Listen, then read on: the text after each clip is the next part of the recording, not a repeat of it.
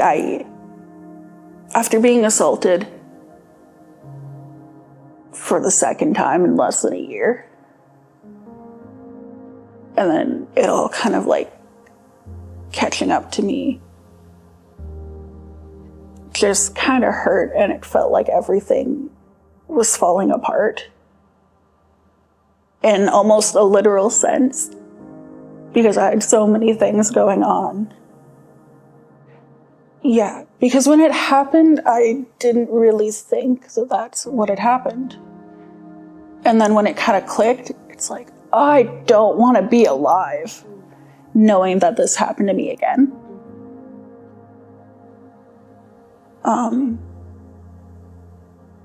I remember there were days where I would just like cry and just not leave my room, not leave my bed, because it just hurt so much to exist in a body that had been violated that way, to the point where I was trying to destroy it in a literal sense, with actively self-harming and like almost planning ways that I could kill myself, which is terrifying. Like, I don't think people realize how scary being suicidal is. They just think a lot of people just think it's selfish, when a lot of the time people want to like not have other people have to deal with them anymore. And I didn't want people having to deal with me when I was in that state.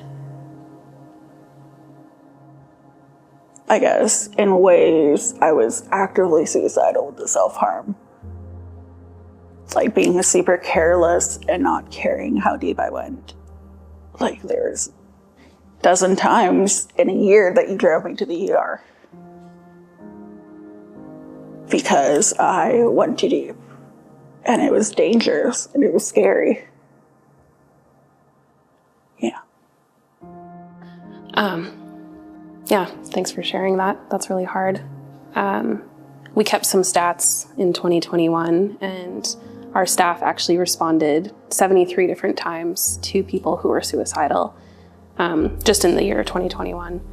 Does that kind of number surprise you, or what are your thoughts? I genuinely thought it was going to be higher, considering how the pandemic affected people. And I just think like it probably would have been higher, but because of how much stigma there is towards getting help for mental health, people didn't feel comfortable reaching out when things were hard. You guys were there to support me on the bad days and help me celebrate the good ones. And help me get through days where there were huge triggers for me, and like talk me down from doing things that could hurt me significantly.